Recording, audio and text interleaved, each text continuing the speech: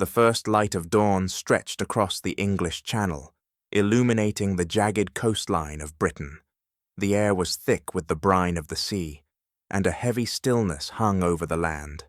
The cliffs loomed tall and unmoving, casting long shadows on the beaches below.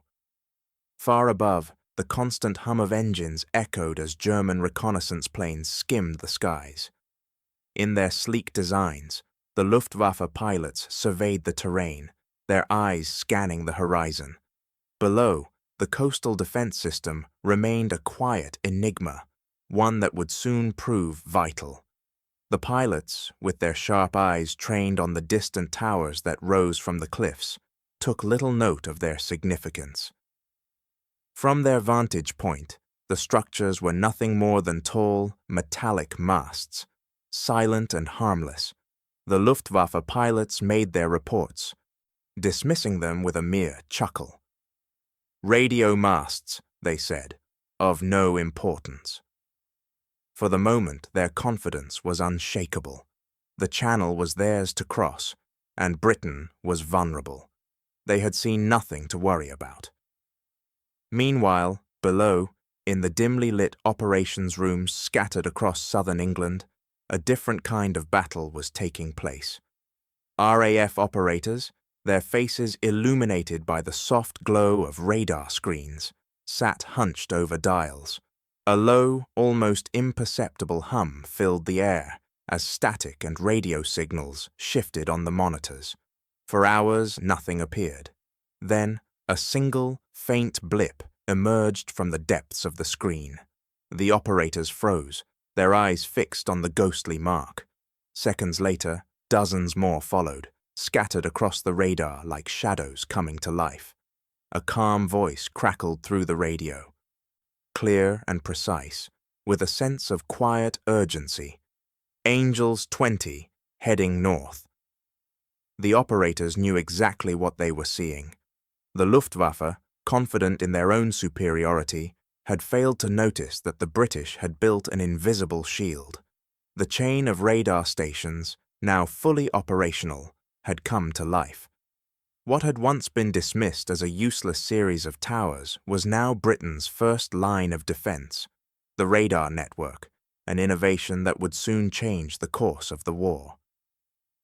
In that fleeting moment, the advantage began to shift. The attackers, unaware of the silent power that now tracked their every move, would soon learn the true cost of underestimating their enemy. In a darkened room, hundreds of miles away, a man at a desk stared at the same glowing screen, his fingers hovering over the controls. The battle was no longer just in the air. It was unfolding in the shadows, where the invisible became the weapon that would tip the scales of history. The morning sky over the English Channel was thick with the sound of engines. Waves of German bombers, Henkels and Dorniers, stretched across the horizon, their wings cutting through the air like the harbingers of doom. Below, the coastline trembled under their shadow, but the British were ready. As if anticipating their every move, RAF squadrons launched into the air with perfect timing. The pilots, their eyes shielded from the sun's blinding glare, raced to intercept the incoming threat. Above them, the sky flickered with the violent roar of propellers, and the first trails of smoke began to rise from the horizon. From the cockpits of the German bombers, confusion took root. How did they know?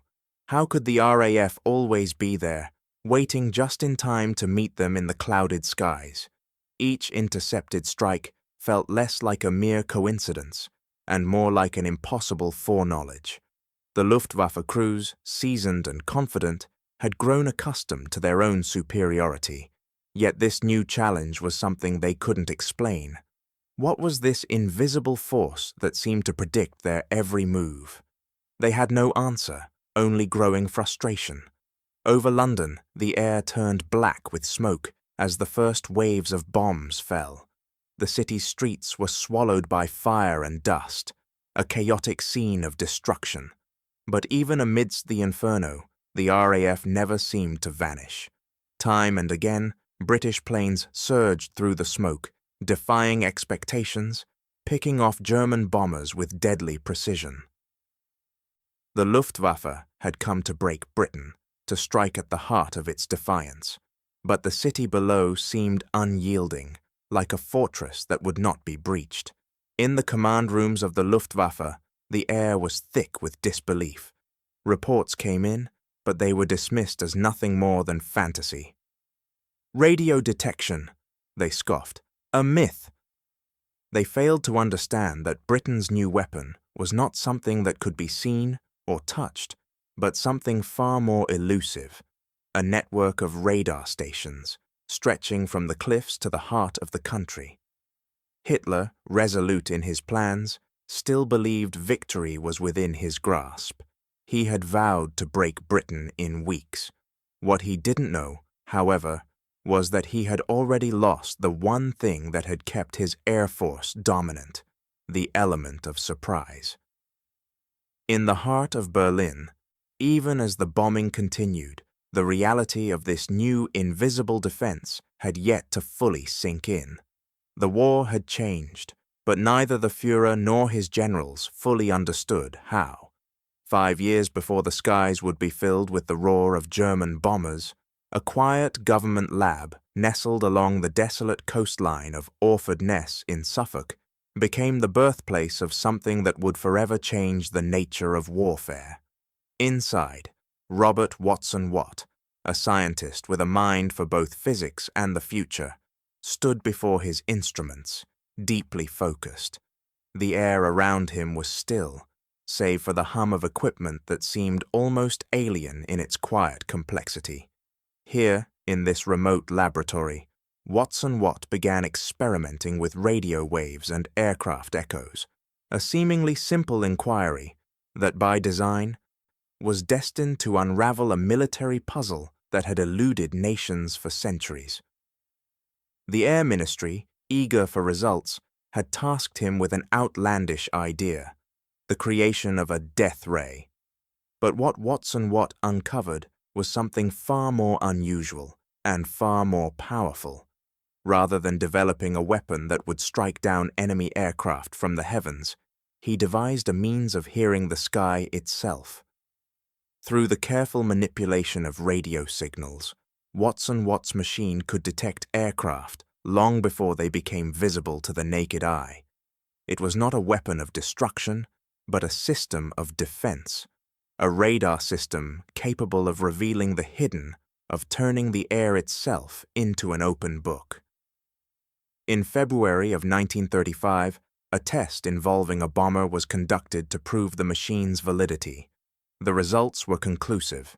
It worked.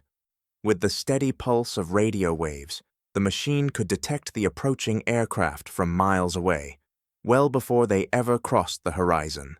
This was the birth of something truly extraordinary. The politicians, however, could not fully grasp the implications.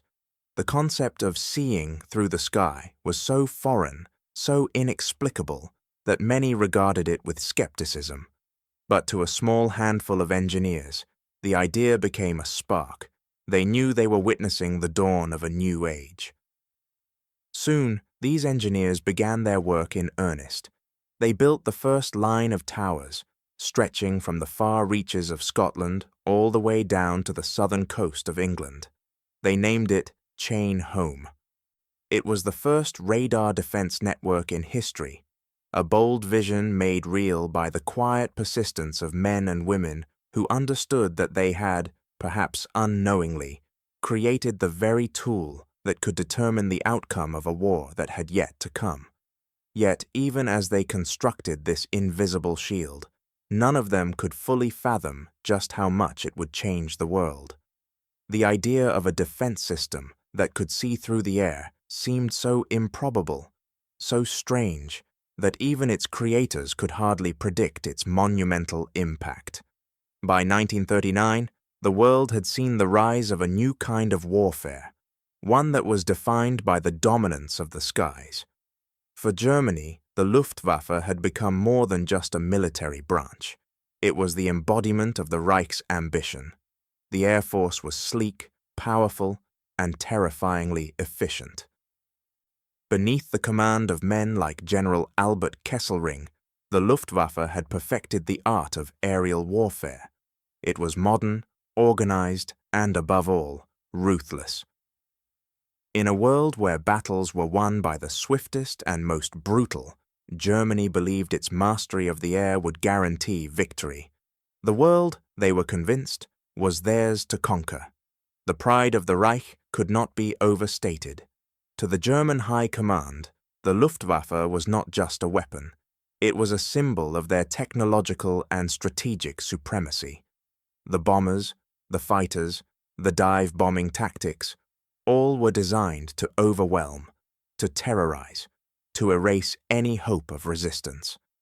General Kesselring, with his sharp and confident manner, dismissed any notion that technology could turn the tide against them. War, he declared with a sense of finality, is won by pilots, not professors. To him, the notion of a technological edge, of relying on machines to outsmart men, was a fantasy. In his mind, air superiority was a matter of courage, skill, and the will to dominate. But across the English Channel, Britain stood battered, its army limping home from the disaster at Dunkirk. The once proud nation, whose empire had stretched across the globe, now seemed a shadow of its former self. Its defenses appeared weak, its future uncertain. In the eyes of many, it was only a matter of time before the Luftwaffe would break the will of the British people, paving the way for a swift and inevitable defeat. The situation looked dire, yet beneath this apparent vulnerability, something unseen, something quiet, was growing. Behind the frail appearance of Britain's defenses lay a secret weapon of a different kind. It was not steel or firepower, but rather something far less tangible: mathematics, electricity, and patience. Britain's true shield was invisible, its strength measured in frequencies and pulses rather than bombs and bullets. The radar system, still in its infancy but rapidly maturing, began to weave its invisible web across the British Isles. What had once been a fledgling idea was now becoming a sophisticated network. The British would not rely on the raw might of their aircraft alone. Instead, they would wield something more precise, more calculated: the power of information. The Luftwaffe, for all its might and confidence, had yet to comprehend this new threat. While they trained pilots and developed tactics, the British were silently honing their own edge, one that could not be seen, touched, or heard by the enemy. Power was about to meet precision. The skies were no longer a place where brute force alone could decide the victor. And when the Luftwaffe returned to bomb Britain, they would encounter something they had never expected: an unseen force that could match their own strength, not with firepower, but with intelligence. What the Germans did not know was that the advantage they held in the air would soon be compromised. What began as an experiment in a quiet lab would soon change the course of history. And as the Luftwaffe closed in on Britain, their supremacy was about to be tested in ways they could never have anticipated. By the summer of 1940, the coastlines of Britain had become a delicate lattice of anticipation and technology. 21 radar stations, positioned along the edges of the island, stood like silent sentinels, their metal towers rising from the cliffs, scanning the skies for the first signs of an approaching enemy. Each station sent radio pulses into the air, their signals sweeping through the atmosphere, searching for anything metallic. With each pulse, the technology seemed almost primitive in comparison to the destructive power of the Luftwaffe. Yet it was in this simplicity that the power of the radar network lay. The pulses would bounce back from aircraft, ships, or any object that disrupted their flow, revealing to the operators an invisible world far beyond their reach. The operators, seated at their consoles, were tasked with a delicate job: measuring the milliseconds between when a pulse was sent and when it returned. The calculations were far from immediate, the information lagging in a manner that seemed almost rudimentary. But what the machines revealed, though slow and imperfect, was nothing short of revolutionary. For the first time in history, a nation could peer into the unknown, catching glimpses of the skies long before enemy aircraft would come into view. The invisible barrier that once protected invading forces had been shattered, and with it, the advantage that the Luftwaffe had once held so firmly in their grasp began to slip away. The information gathered by these radar stations was funneled into a new kind of war room, the Dowding filter room. Here young women, many of them barely out of their teens, sat before large maps spread across wooden tables. These women, often called plotters, moved wooden counters across the maps, each representing an enemy aircraft detected by the radar. As they shifted the counters, they created the first digital battle space, where movements were tracked not by physical reconnaissance, but by precise, real-time data. The room hummed with quiet intensity as the map grew more and more complex, a mosaic of dots and markers that shifted and rearranged with every incoming report. The battle had moved from the air to the ground, and for the first time, the British had the ability to see beyond the horizon. They could track incoming Luftwaffe bombers as they crossed the channel, plotting their movements with an accuracy that had never been possible before. It was as if the fog of war was lifting, revealing a landscape of potential strikes and counterstrikes. Yet this new battlefield was not one of bombs and bullets, but of data, where information flowed faster than the planes that carried destruction. The Dowding filter room had become the heart of Britain's defence, an unseen force that now directed the RAF's every move, determining where fighters would be sent, when they would be deployed, and how best to intercept the oncoming threat. But even as the radar stations hummed and the maps filled with movement, the true power of the technology remained hidden from the enemy. To the Luftwaffe, it was a mystery, an invisible shield that they could neither see nor comprehend. What began as a simple experiment in a small laboratory had now become a formidable weapon in its own right. And yet, as the radar network grew stronger, the question remained, could it alone withstand the storm that was about to hit Britain? The answer would soon come, as the first waves of Luftwaffe bombers approached, unaware of the invisible force awaiting them. In a hidden room just beyond the coast, another set of engineers was refining this very technology, determined to make it even more effective. Little did the enemy know that the radar network was far from complete. As the summer of 1940 unfolded, the Luftwaffe believed it had an overwhelming advantage in the skies. The air war, as they saw it, was one of speed, precision, and raw power. Yet there was one factor they could neither see nor understand: the network of radar stations quietly tracing their every move. To the Luftwaffe's high command, the idea that radar could function effectively over the long distances of the English Channel seemed preposterous. In their minds, the notion that such technology could detect enemy aircraft so far from the coast was a scientific impossibility. The system, they believed, could never be accurate or reliable enough to pose a real threat. This miscalculation had profound consequences. When German bombers attacked Britain, their primary focus was not on the radar towers themselves, but on the airfields and fighter stations that they believed to be the true centers of British defense.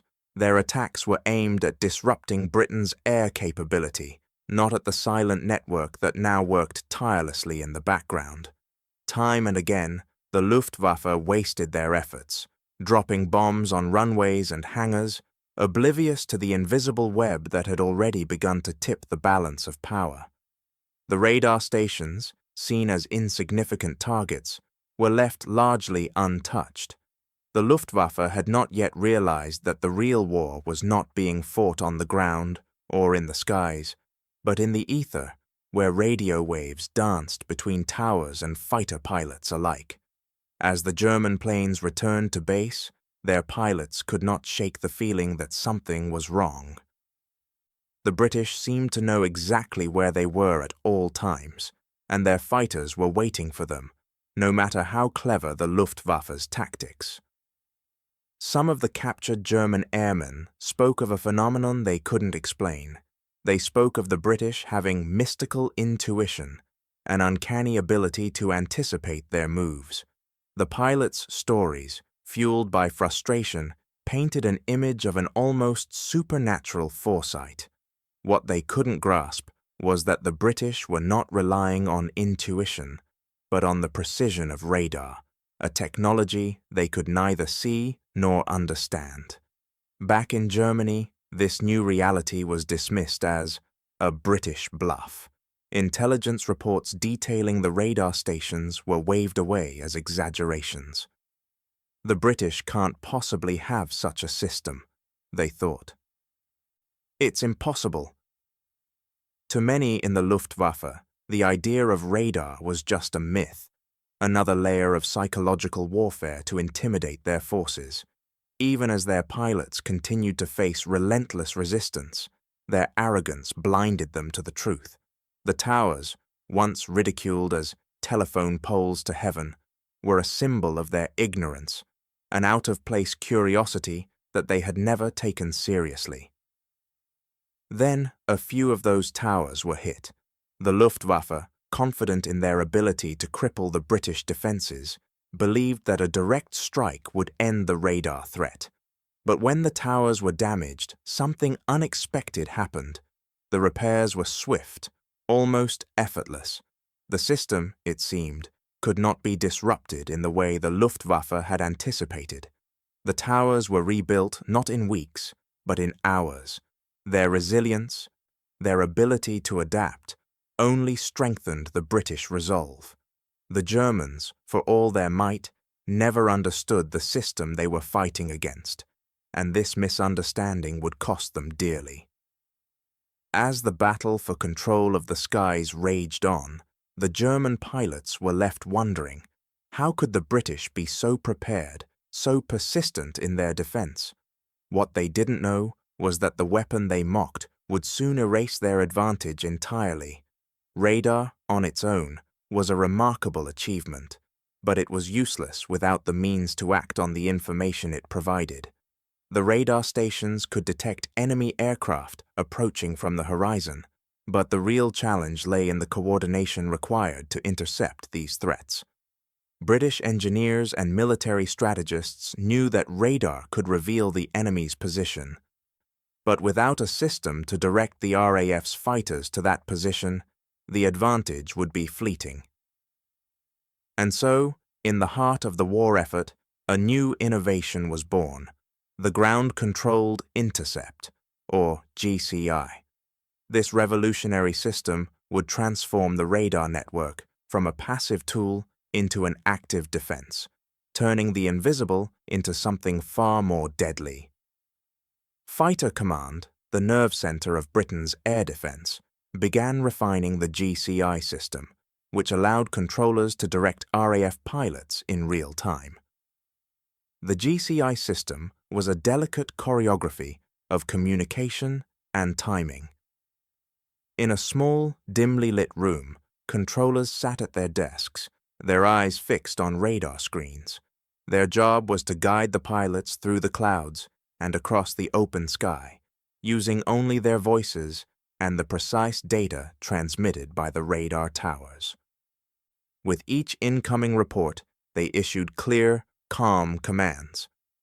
Turn left, vector 270, bandits 15 miles. The language was simple, direct, but the stakes were immense. Each word, each instruction, could mean the difference between life and death. To the Luftwaffe pilots, this network was invisible. The British radar towers were scattered across the coast, their pulses quietly illuminating the skies. But the German pilots could not see the web that stretched out to guide their enemies. It was a system that existed solely in the coordination of calm voices and steady hands. The British had mastered the art of directing their fighters, creating a seamless connection between the radar and the aircraft in flight. The pilots, equipped with this newfound knowledge of their enemy's location, moved swiftly through the skies, their paths charted not by instinct, but by intelligence and precision. Each radar tower extended the reach of the RAF another 20 miles into the sky. It was as if the country's defenses had grown invisible wings, capable of striking faster and farther than ever before. The Luftwaffe had no idea what was happening. To them, the British air defenses still seemed a patchwork of desperate pilots and outdated strategies. They could not see the system that had taken shape, a vast, invisible network that spanned the entire country, a network that made every incoming attack a game of foresight and response. Britain, once on the verge of collapse, now held an unseen advantage in the sky. The invisibility of this network became Britain's greatest weapon. As the Luftwaffe pressed its offensive, they were met with a quiet, unrelenting resistance.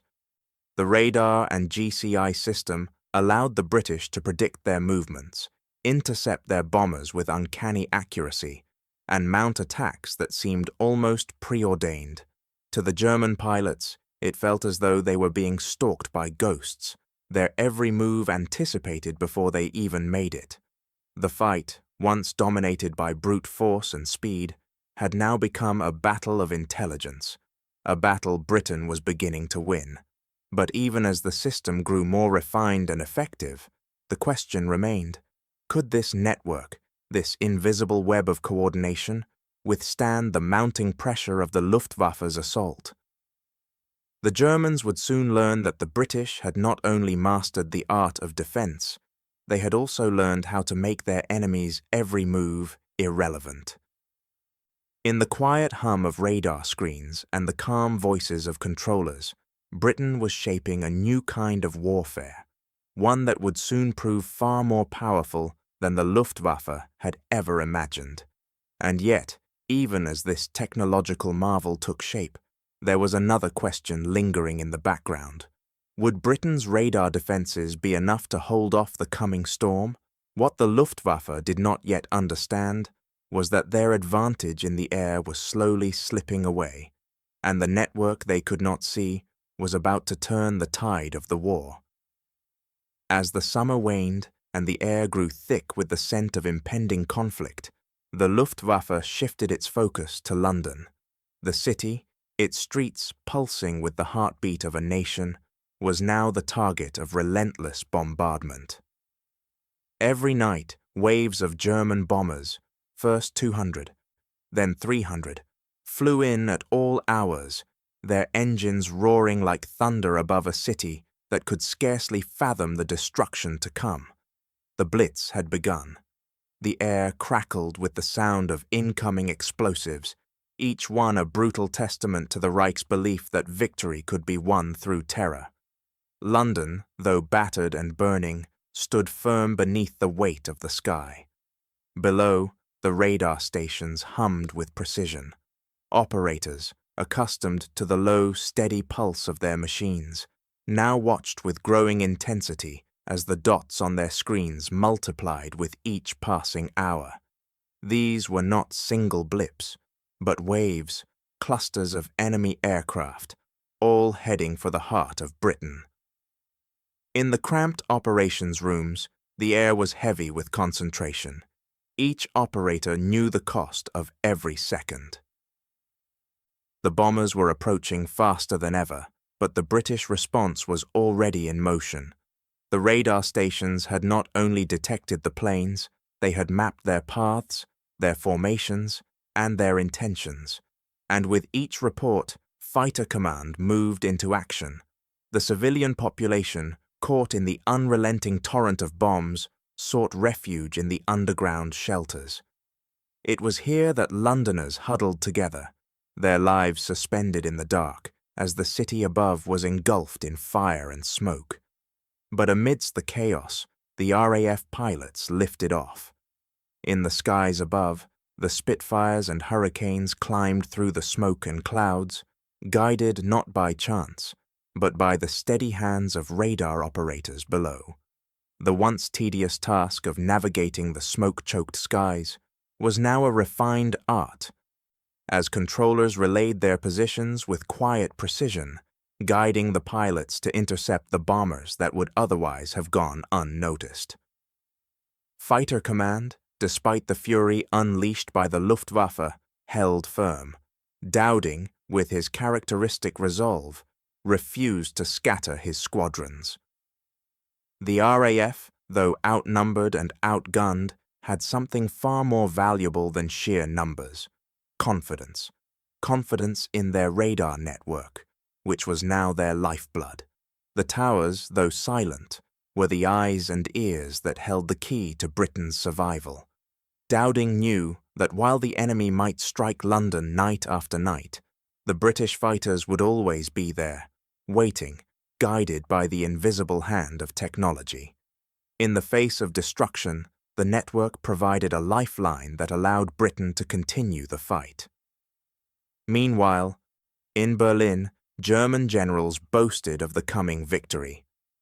"We will bomb them to negotiation," they declared, certain that the terror unleashed from the skies would break the resolve of the British people. But they underestimated what they could not see, what they could not understand. Each raid, each bombing run, only brought them closer to the truth, that the British had something more than just willpower. They had a system, a methodical and invisible defense that would outlast the bombs falling from above. And while entire neighborhoods were reduced to rubble, while fires raged through the streets, Fighter Command never faltered. The radar stations continued to guide them, the operators continuing their steady work, watching the sky, listening for the faintest signals that would point them toward the next wave of attackers.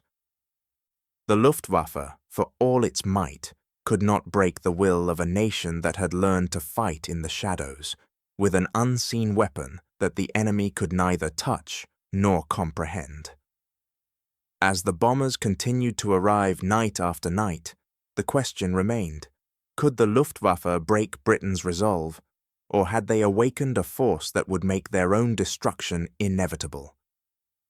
What the Germans failed to realize was that the Blitz, for all its fire and fury, had become a proving ground for Britain's unseen shield. The Blitz raged on, the relentless bombing runs casting shadows over Britain's streets.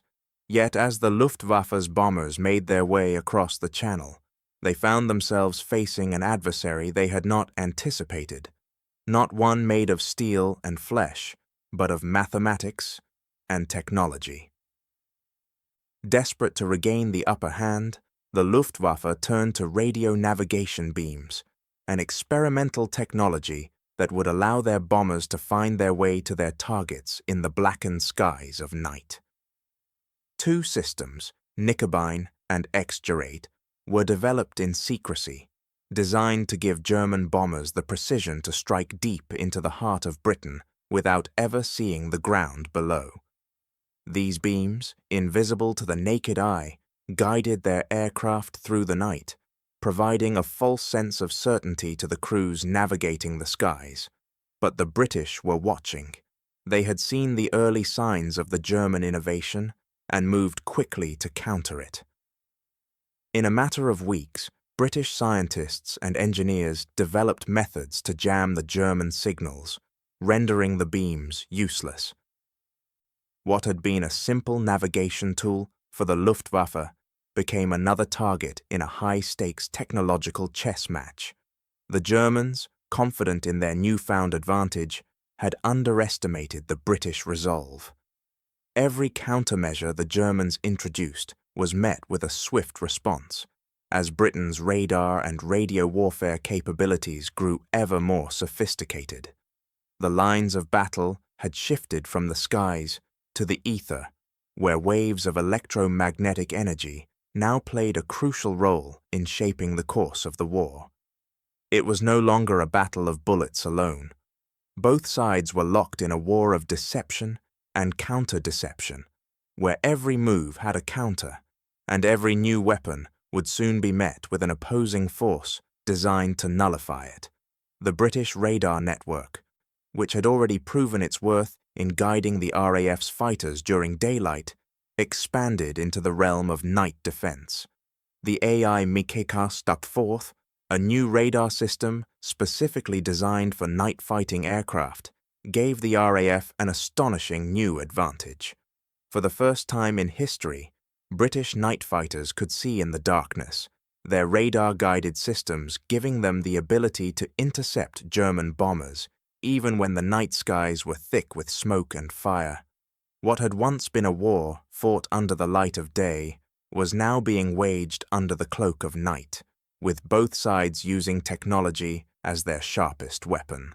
The results were immediate and devastating. German bombers, once confident in their ability to strike unnoticed, found themselves vulnerable, hunted by fighters that they could neither see nor anticipate. The loss rate among Luftwaffe bombers soared, and with it, the morale of their crews. The German High Command, once so certain of their victory, now faced the harsh reality of a battle they could not win through brute force alone. Each night, more bombers fell, their engines crashing into the ground, their crews lost in the depths of the English countryside. For every raid launched, fewer and fewer aircraft returned to base. The Luftwaffe had underestimated the resolve of their enemy and the power of the unseen technologies that had turned the tide against them.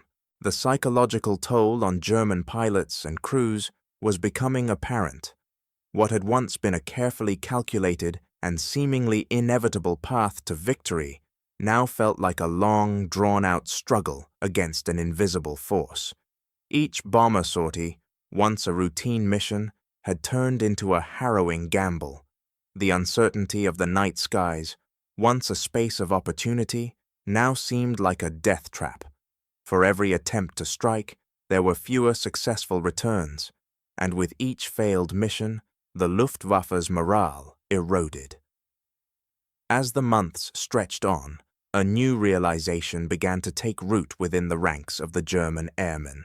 They were no longer simply fighting against the British pilots in their Spitfires and Hurricanes.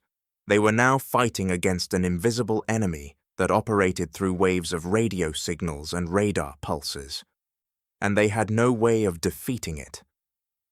What the Germans had once believed would be a quick and decisive war was now transforming into a prolonged campaign of attrition, where the battlefield was not just in the skies, but in the very airwaves. Every German raid, every bombing run, came with the knowledge that the enemy was already waiting.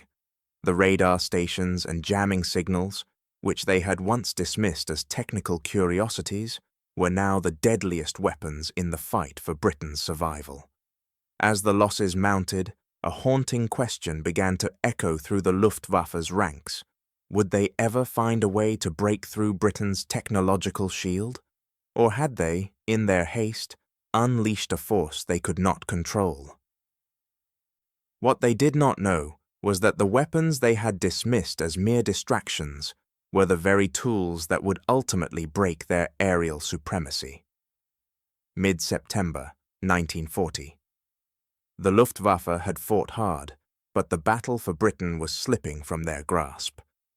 Hermann Göring, driven by desperation and the desire to break the RAF once and for all, made his most ambitious decision yet. He committed everything to the destruction of fighter command. In a single, decisive move, the Luftwaffe launched 1,500 aircraft, a monumental force of bombers and fighters, to overwhelm the British defences. This was their final push, their greatest assault. The skies above Britain, once filled with the flurry of dogfights and the relentless hum of engines, would soon be flooded with a deluge of German aircraft. It was meant to be the moment of reckoning, but the Luftwaffe, confident in its strength, had forgotten one crucial thing. The British could see them coming. The radar stations, now perfected and integrated into fighter command strategy, detected the massive assault the moment it crossed the channel. Each aircraft, each squadron, was tracked with deadly precision. In the operation rooms, the operators watched the glowing lines on their radar screens, every blip a harbinger of what was to come. The British pilots, already primed by the constant rhythm of intercepting bombers, sprang into action. The squadron scrambled with an efficiency and urgency born from months of continuous preparation. The interceptors were dispatched at exactly the right time and in exactly the right place. The timing was flawless, surgical. The battle over London, Kent, and the Channel became a storm of fire and fury. The Luftwaffe bombers, heavy with explosives, fought against the swarm of British fighters that seemed to materialize out of nowhere. The sky became a canvas of smoke trails, falling aircraft, and tracer rounds, each explosion a testament to the desperation of both sides. The Luftwaffe's bombers fell in flames, their formations breaking apart as the RAF tore through them with precision. German escorts, tasked with protecting the bombers, were overwhelmed and outnumbered, their formations splintering under the relentless attack. The once feared Luftwaffe, which had dominated Europe's skies, was now fighting for survival. As the hours wore on, the toll of the battle became clear. The Luftwaffe's strength was fading. The bombers had been hit hard, their numbers dwindling with each passing minute. The German fighters, exhausted and depleted, had no choice but to withdraw. At 4 p.m., just as the sun began to sink low on the horizon, Luftwaffe command, grim and defeated, ordered the retreat. For the first time in the war, the Luftwaffe had been forced to pull back. It was a pivotal moment, one that would resonate across Europe. For all their might, for all their bombers and fighters, the Luftwaffe had failed to break the RAF. The skies, which had seemed so firmly in their control, had slipped from their grasp. The impact of that day was far-reaching. It marked the first time in history that Hitler's air force had been defeated in a major engagement. The Luftwaffe, the very backbone of German air supremacy, had faltered, and Britain, against all odds, had held its ground. The RAF had stood firm, not through brute force, but through a combination of radar technology, timing, and strategy. For the British, this was more than just a victory in the skies. It was a statement. They had found a way to fight back, not just with fighters and bombs, but with intelligence, coordination, and innovation. But even as the Luftwaffe retreated, questions remained. Would this defeat be enough to turn the tide? Could Britain maintain its defenses against the relentless pressure of German air raids?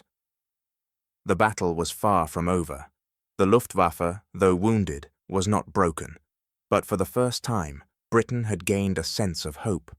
Hope that perhaps the skies were no longer the domain of the Luftwaffe alone.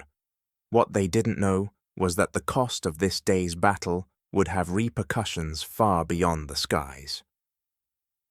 The Luftwaffe had suffered a blow, but they were not finished. And yet, even in the retreat, the groundwork for a future victory was being laid, one that would change the course of the war. The late summer of 1940 saw a shift in the direction of war. After the devastation of the Luftwaffe's failed assault on Britain, Hitler's grand plan, Operation Sea Lion, was dealt a fatal blow. Air supremacy, the crucial precondition for any successful invasion, remained just beyond the reach of the Germans. The skies, which had seemed so ripe for conquest just weeks earlier, were now firmly under British control. The relentless waves of bombers had not broken the RAF, nor had they shattered the resolve of the British people. Instead, Britain had become an unyielding fortress, its defenses solidified not just by men with guns, but by machines powered by invisible radio waves. On the French coast, the German troops had gathered, their landing craft lined up on the beaches, ready to cross the Channel and descend upon Britain's shores.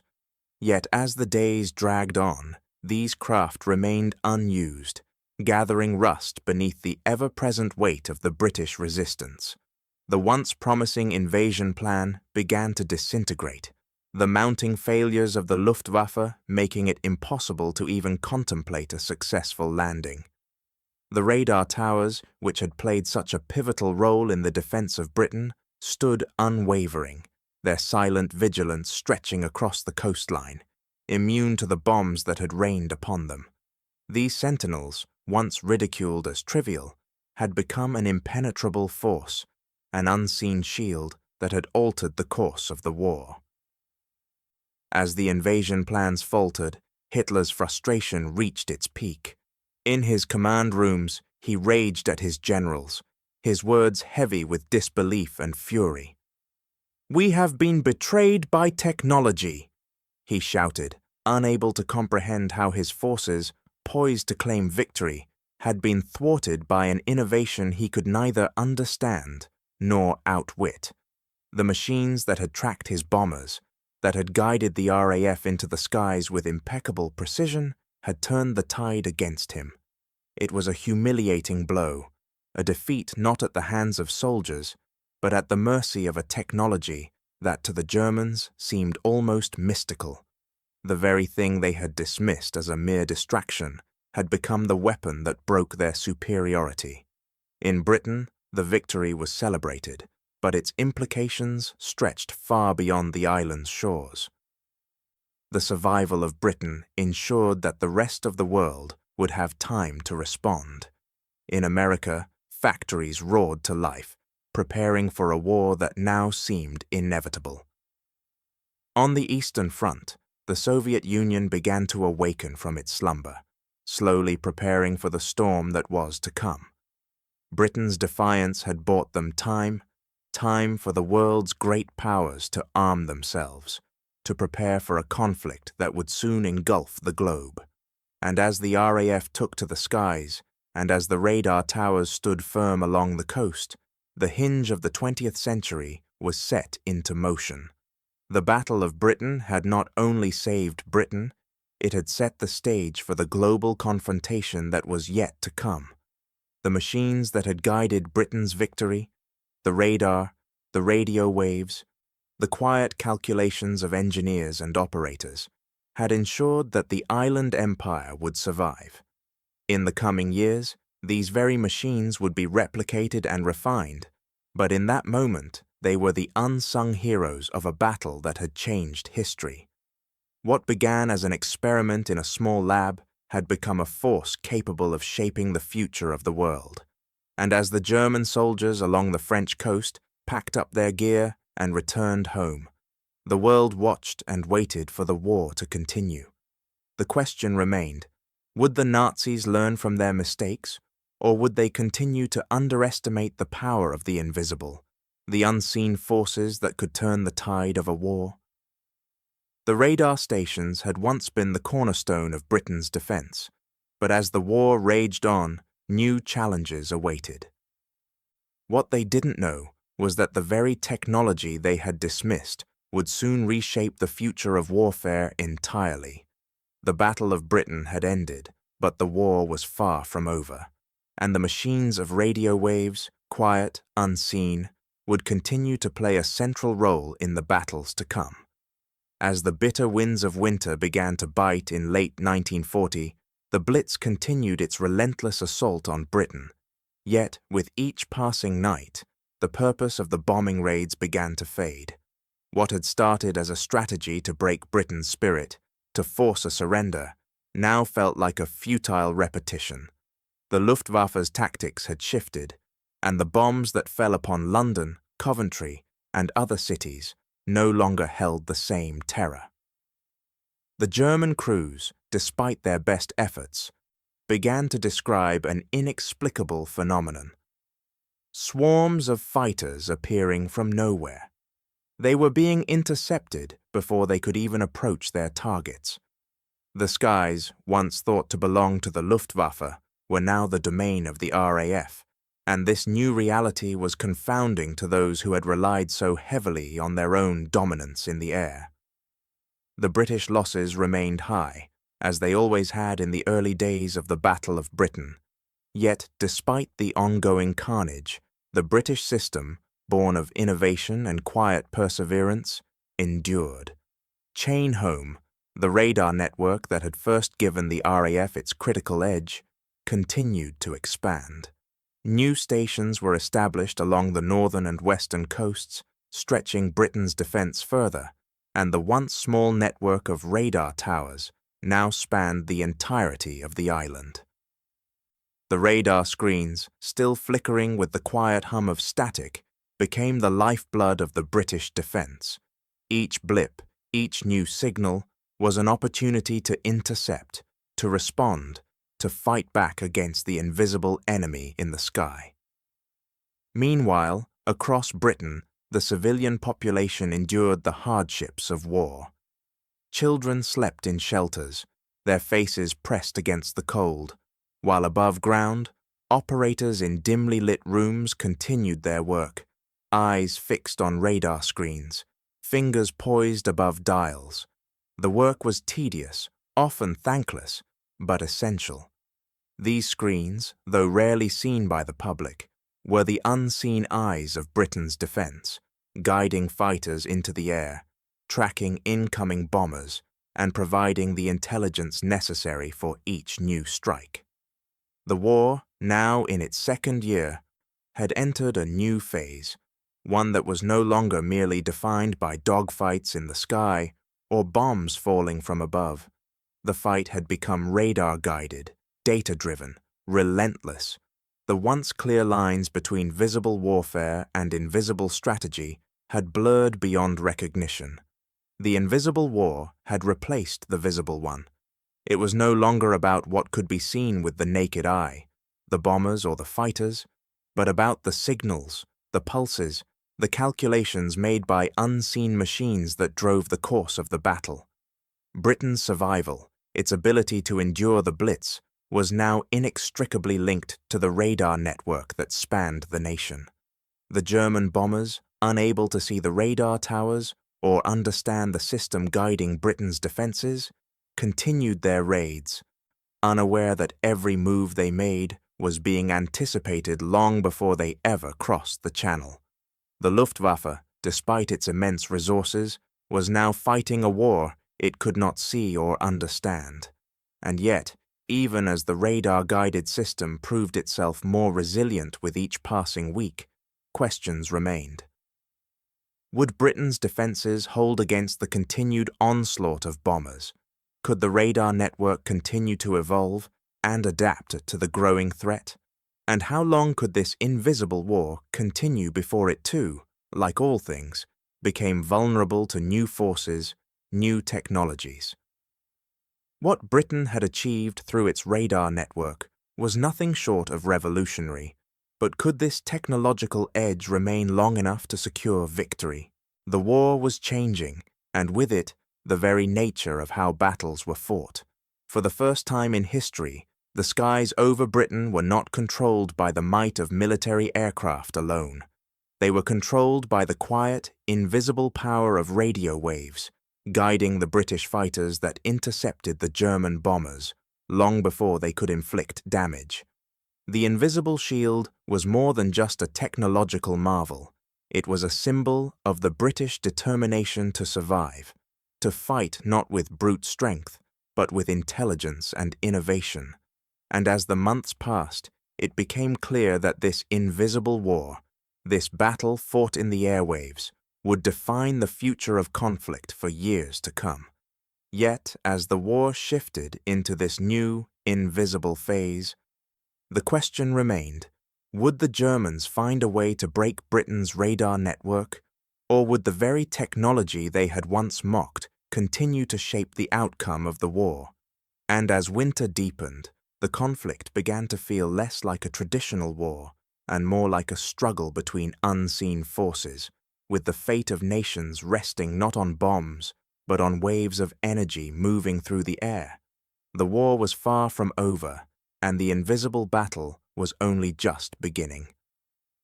By 1941, the world was changing. The war that had once been fought primarily in the skies over Britain expanded its reach, and the radar technology that had helped Britain survive now began to shape the entire conflict. No longer confined to guiding fighter planes, radar was adapted to ships, bombers, and even submarines. The same invisible force that had given Britain its edge against the Luftwaffe now became the eyes and ears of the Allies across the globe. Every victory that followed, from the battle against the U-boats in the Atlantic to the pivotal D-Day invasion, began with detection. The ability to see the enemy before they could strike had fundamentally shifted the course of the war. Radar, once mocked by the Germans as little more than a British curiosity, had become the cornerstone of Allied strategy. It was no longer just a defense against bombers. It was a tool that could track the movement of enemy ships across the vast oceans and guide Allied bombers to their targets with pinpoint accuracy. The radar stations of Britain, which had once stood as solitary sentinels against the nightly waves of German aircraft, now formed part of a far-reaching network that spanned the world. The same towers that had defied the Luftwaffe and saved Britain from invasion were now used to hunt U-boats, sending waves of information that directed naval forces to their prey. The technology that had turned the tide of the Battle of Britain now shaped the very fabric of the war itself. Yet, despite their monumental impact, the chain home towers, now scattered across Britain, stood in quiet decay. Rusted and weathered by time, these once thriving symbols of wartime innovation had become relics of a past struggle. They were reminders of how the British had turned the tide of war with a force invisible to the enemy. The operators who had manned these stations, many of them women, who had stepped forward in a time of national crisis, quietly returned to civilian life after the war, their contributions largely forgotten. They had never fired a bullet, never taken up arms in the traditional sense, but they had shaped every battle that followed. Their quiet vigilance, their ability to track the invisible movements of the enemy, had been an essential part of the Allied victory. History, as it often does, seldom honors the watchers. The women who manned the radar stations, the engineers who devised the technology, the scientists who refined it. Their names were rarely remembered in the grand narrative of war, but in the quiet after the storm, in the years that followed the defeat of the Axis powers, it became clear that the war had been changed not by the sound of gunfire alone, but by the steady pulse of radio waves and the quiet determination of those who had understood them. Without the radar network that spanned Britain's coastlines, without those who monitored the invisible and guided the aircraft and fleets of the Allies, the outcome of the war would have been unimaginable. The chain home towers, though abandoned and forgotten by many, remained standing. They were monuments to a different kind of warfare, one fought not with weapons of mass destruction, but with the quiet, invisible power of technology. They were relics of a time when the fight for survival was decided not just by physical might, but by the unseen forces that could shape the battlefield before a shot was fired. And though their operators returned to lives of anonymity, their work, the work of watching, of guiding, of seeing the invisible, had changed the course of history. It had turned the tide of the war, and in doing so, had created a new legacy, one where intelligence, precision, and technology had become as vital to victory as any weapon ever forged. As the towers slowly rusted and crumbled into history, the question remained, would future wars be fought in the same invisible way? And if so, who would be the new watchers, the silent guardians of the next great battle? The legacy of the radar operators, of those who saw what others could not, would echo through history, a testament to the power of the unseen and the silent strength of those who changed the course of war without ever stepping onto the battlefield. In the years after the war, as the dust of Europe's great conflict settled, a quiet reckoning began for those who had once thought themselves the masters of the skies. Captured Luftwaffe officers, once filled with pride and certainty, found themselves standing before the very radar towers they had dismissed so casually during the height of their dominance. These were the same towers that had guided Britain's defenders, the silent sentinels they had once ridiculed as mere telephone poles to heaven. Now, in the aftermath of the war, they stood in silence before them, humbled by the very technology that had turned the tide of battle. The same towers that had once seemed inconsequential were now monuments to a lost advantage, an advantage that had been quietly eroded by the very thing they had ignored. "We never believed it worked," one of the officers confessed, his voice tinged with disbelief. The arrogance that had once driven the Luftwaffe to dismiss Britain's radar system as a mere curiosity had come at an immense cost.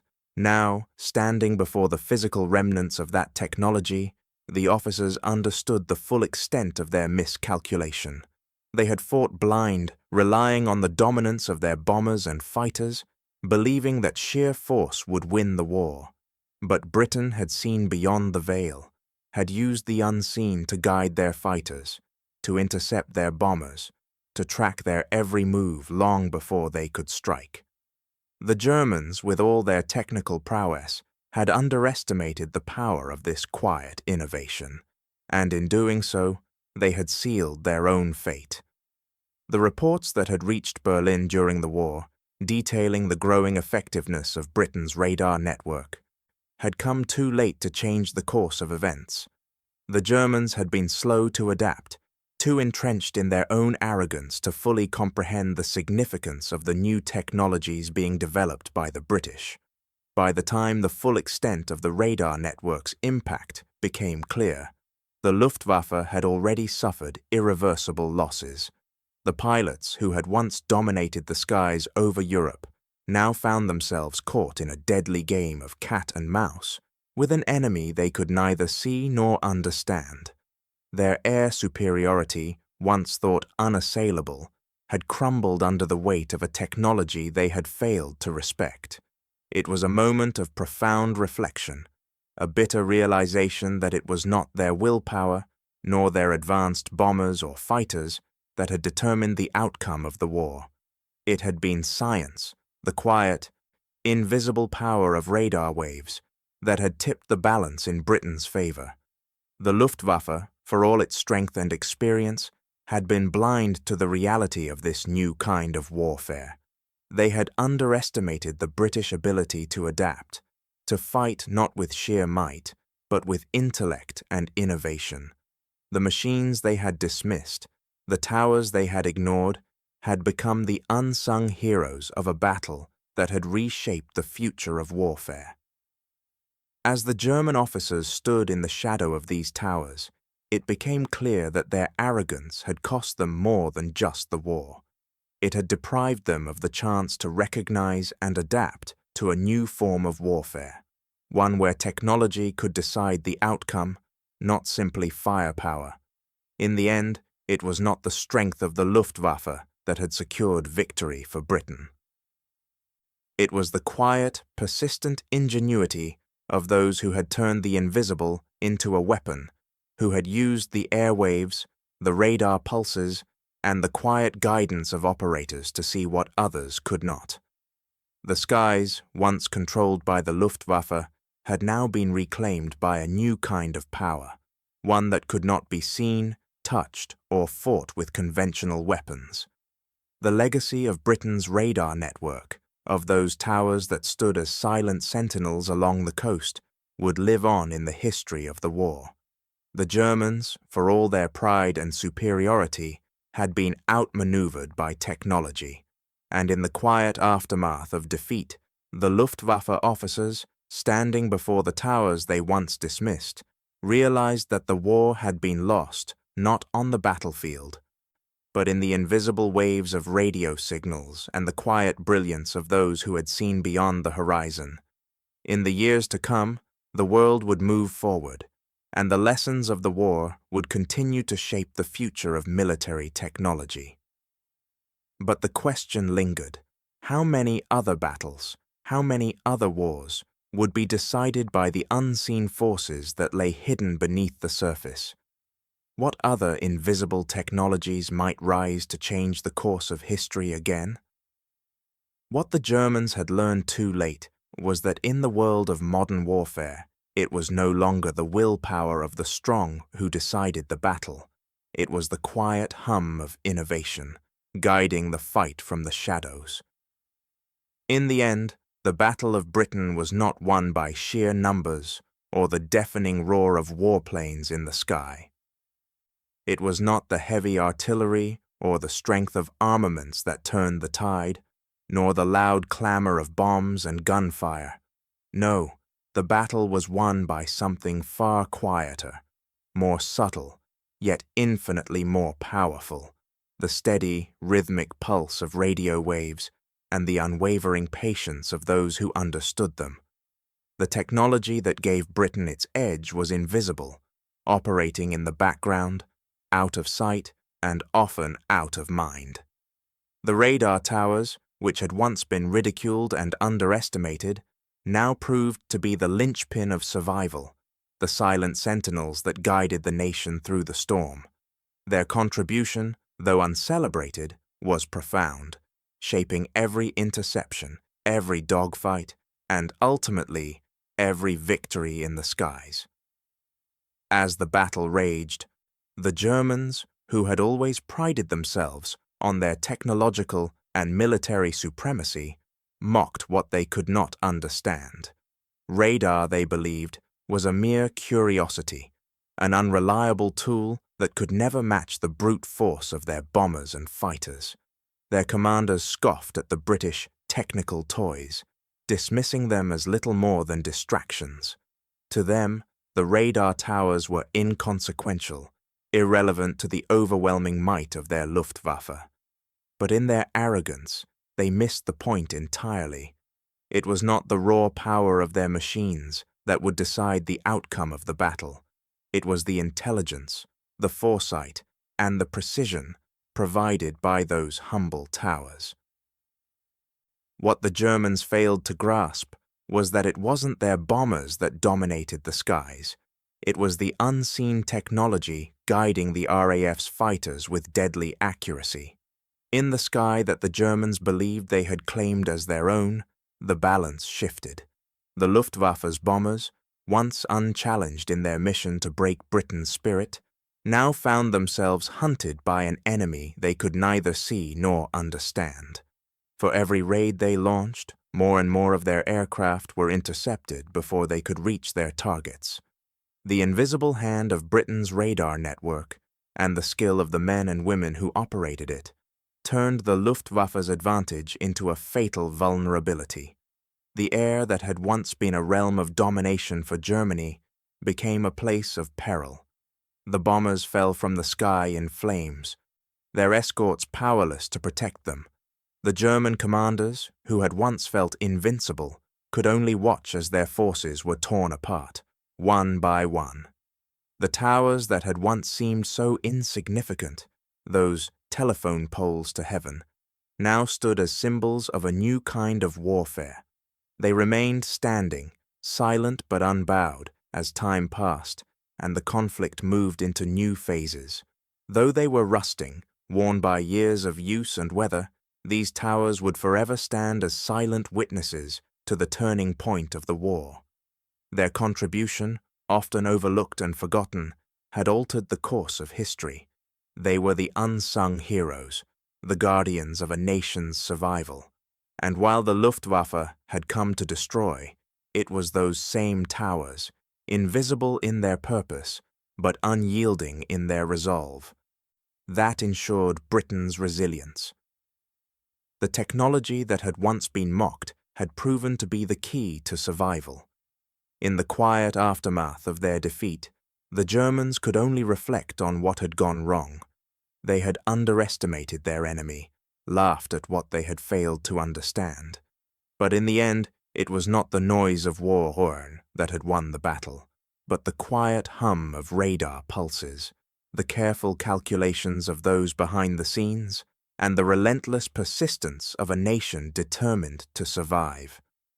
The bombers that had once rained down destruction upon Britain now fell from the sky, their mission unfulfilled, their arrogance shattered. The legacy of the radar towers is not one of great fanfare or dramatic heroics. It is a legacy of patience, of quiet determination, and of an uncelebrated victory won through intelligence rather than force. The towers still stand today, though their original purpose has faded into history. They serve as a reminder of how the invisible, the overlooked, the quiet, can change the course of a war. And perhaps, in the end, the greatest lesson of the Battle of Britain is this, that history is often shaped not by the noise of war, but by the quiet power of technology, and by those who choose to see the unseen.